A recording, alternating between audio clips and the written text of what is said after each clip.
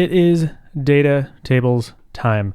Let's start with making a very simple data table with nothing but just data in, you guessed it, a table. Okay, so we are going to use Tailwind UI for all the looksy stuff. So if we go to tailwindui.com, by the way, this whole search thing, it's like a requirement to buy Tailwind UI because I'm getting so much value out of Tailwind UI, and you will too. And by the way, you can't use this code if you didn't buy Tailwind UI. So if you have access to the Surge repository, you have to buy Tailwind UI. You can't just copy and paste the Tailwind UI that I'm putting in there. Adam Wathan's a great guy, and it's a drop in the bucket compared to the value you get out of it. Anyway, let's talk about tables. So here's some tables. Actually, you know what? These tables are fine and dandy, but there's actually better tables in the examples. So let's go down to page examples, home screens, and then there's like kind of more real life tables. So we are going to pretty much copy this whole thing verbatim. In fact, we're going to make a transactions table because they did here, and I don't know, it seems like a good example model to use. So this is the markup that we're going to take. If we go to code and then scroll down, at some point we should find a table somewhere. And there it is. I don't know. It's here somewhere. Anyway, here it is. We have T-head, we have T-body, and whatnot. So I have actually done the liberty, so you don't have to sit here and watch me extract all this stuff into components. I've done the liberty, is that how you say it? Of extracting out a bunch of the table stuff into components. So in resources, views, components, you should be all caught up on how to do blade components in Laravel. I have other stuff on that in the Surge series, so go check that out. I've already sort of walked through extracting components, but I am so pumped about these components. Like, I've been so pleased with extracting Tailwind UI components to blade components. It's just such a fantastic pattern. So I have this table component here that's really straightforward, and this is just all the classes I stole from Tailwind UI, and then it has two slots, head and body. And then inside of those, you can put table headings for head. And then I have some sortable stuff, which I already went ahead and did. So you don't have to watch me do this stuff. And then there's a row, TR, and then a cell, TD. So you'll see me kind of put that together. But I just don't want you to think that there's anything very fancy going on here. The only one with a little bit of fanciness is this sortable one, which we'll get to in a bit. But this is all the blade component stuff you should be used to. Passing in properties, extracting attributes, yada, yada, yada. Okay, so let's actually do something. We're going to build this whole thing in this dashboard page. So the dashboard route in our web.php is route get dashboard, and that's pointing to our dashboard livewire component. So right now we're not passing any data into the view. So, well, you know what? Let's still not do that. Let's go into that view, dashboard blade.php, and let's go ahead and add a blank table. So x table.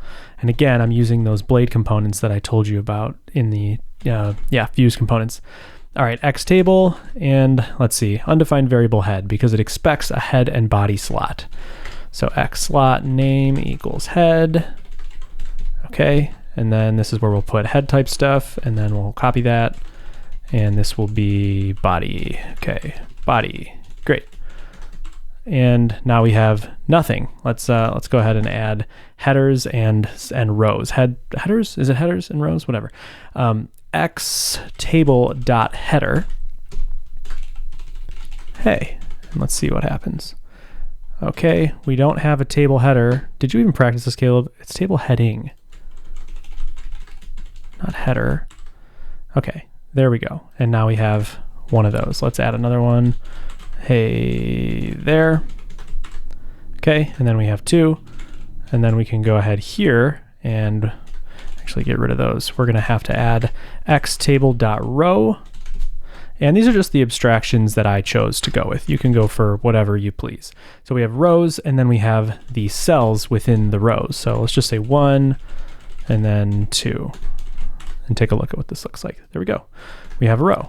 And if we duplicated this row 3 times, we would have 3 rows inside of our table. So the first kind of visual thing we're going to do is these headings. The styling's a little bit weird because it's meant for a different table. We're going to style ours as sortable because we're going to eventually want these to be sortable. So if we add sortable, then these are going to look a little bit better, and they have the sortable thing that we're going to be using later. So that's really it. That's the gist. I've already done the work of extracting out things, and this is the blade component abstraction structure that I settled on. You can make your own. You can do whatever you want. I found this to be a good, to be really good. And then, this is flexible enough to build all sorts of tables and anything you need inside the tables. And yeah, we're going to see that. Okay, cool. So let's actually drive out data from the database for this table. So let's go to dashboard, and we're going to pass data just like we would inside a normal controller. We're going to call these transactions, and then we're going to get we have a transaction model, wherever that is, transaction. Okay, we have a transaction model, and we're going to get all of them from the database right now and pass this into the view. So now we'll have this transactions variable. I'm going to make this small because it's a little bit easier to get the HTML, like the overview of the HTML. So we don't need these two. And this one we want to wrap in a for each. So let's say at for each transactions. By the way, my kingdom for somebody who can make a VS Code plugin where I can do something and it will automatically wrap in a for each. That would be fantastic. Okay, so we have for each transactions.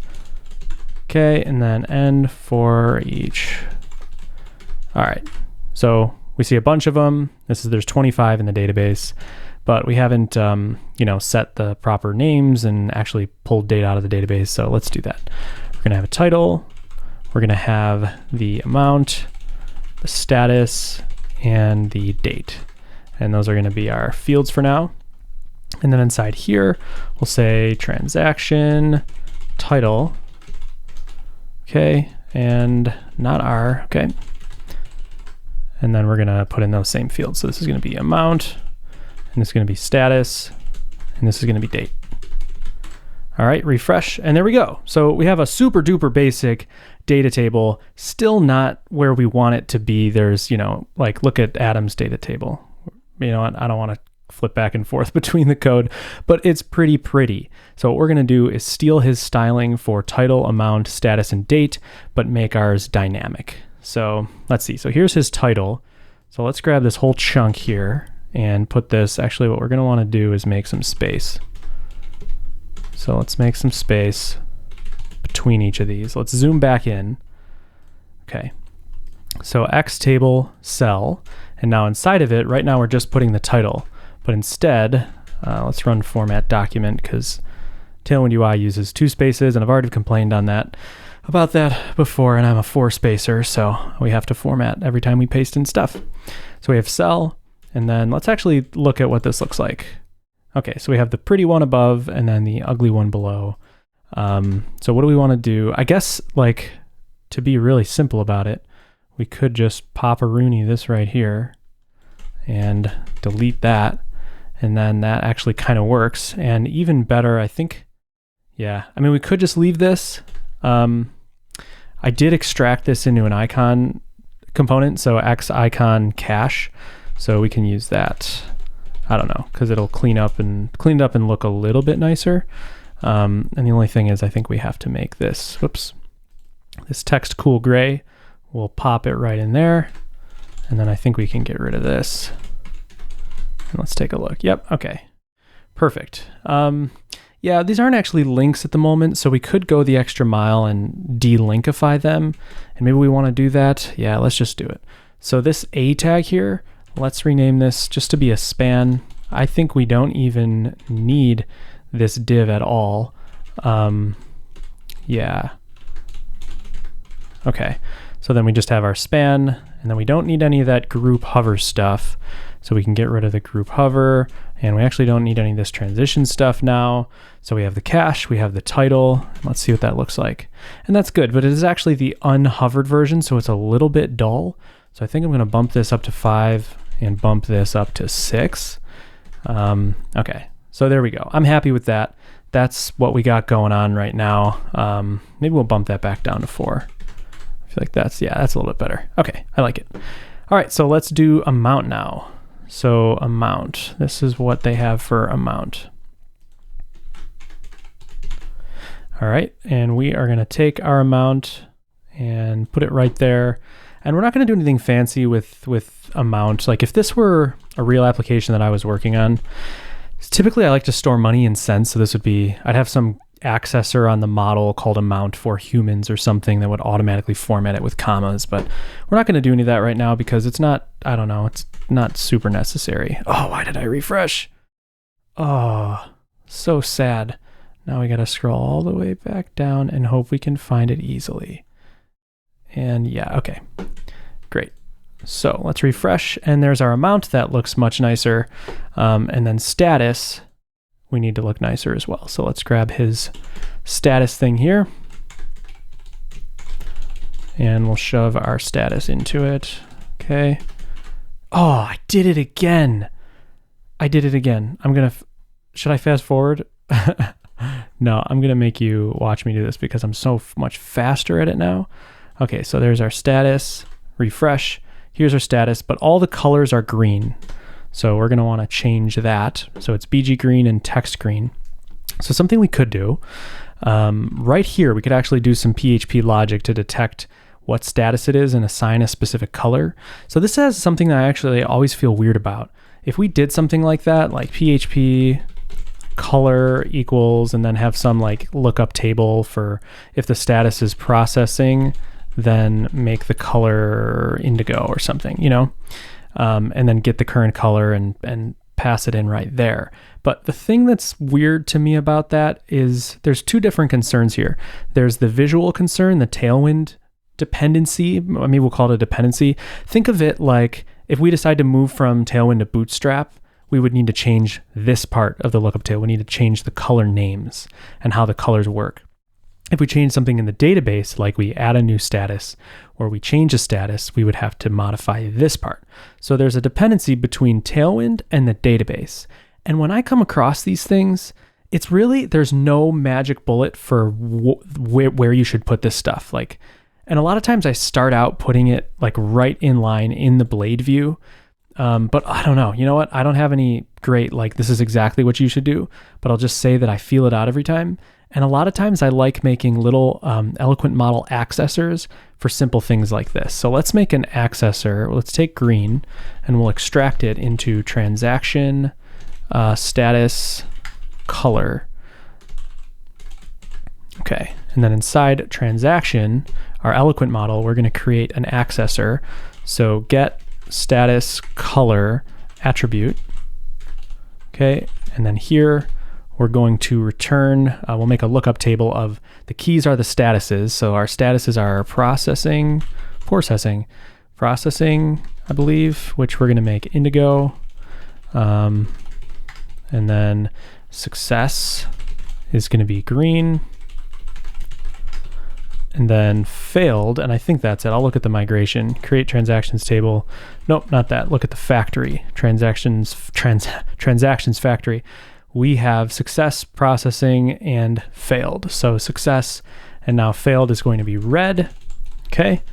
And then we can get the current status. This is a lookup table. I did a whole video on it on Laracasts if you're not familiar with this style, but basically it's a nicer way to, instead of doing like an if-else statement, creating a lookup table where you can just pass in the key.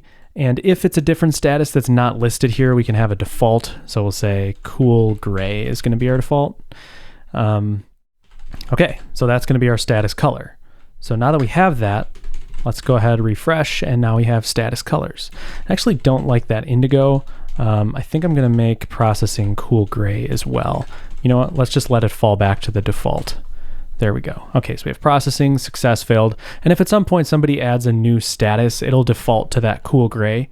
It's not going to throw an error because we have the null coalesce. So I'm happy with that. We got one more to do. Let's keep going. We have this transaction date. So let's take a look at Adam's transaction date. Okay, so he's just putting the date in there in a specific format. So we're getting there, but we want this to be a human readable format. So you could do this directly on here. We could say format, month, day, year. And that looks nice. That's very good. But let's think about this. Is that what we want? We could do it right in there, but again, this is one of those concern things. I think this is a visual concern, so I might put this inside the view. But honestly, this is a pattern that I prefer, I think. Date for humans, and then make another accessor. We'll say get date for humans, attribute. Then inside here, we'll return this date format. Okay, so this is consistent now. Anytime we want to display the date for humans, we can do it with this accessor. We're not duplicating. Basically, like money and date formatting, if you don't get a handle on it, it spreads throughout your app, and a million different places use a million different things. So I find this is a way to kind of shore it up and make sure that everybody's referencing the same format when you're displaying the date to humans. It's the same thing with money. Like, I think of date as a non-displayable thing. I have it cast to a date time object or a carbon instance. So it's like anytime you need to access the raw carbon instance, you access the date field. Anytime you need to do anything else with it, standardize them into accessors, because I think your life will just be better. So this is what we got. It's not that bad. I think it's pretty good. We're using, blade components to make things look nice, and we're doing our duty. And now we have a data table. There's nothing fancy about it. It's totally static. And throughout this little series, we're going to use, so we haven't really done anything Livewire specific yet. You could do this with a normal, controller in Vue, but I wanted to lay a foundation for going forward, and we're going to add stuff, pagination and all this stuff. You can tell by the titles. Thanks for tuning in. I will see you in the next video.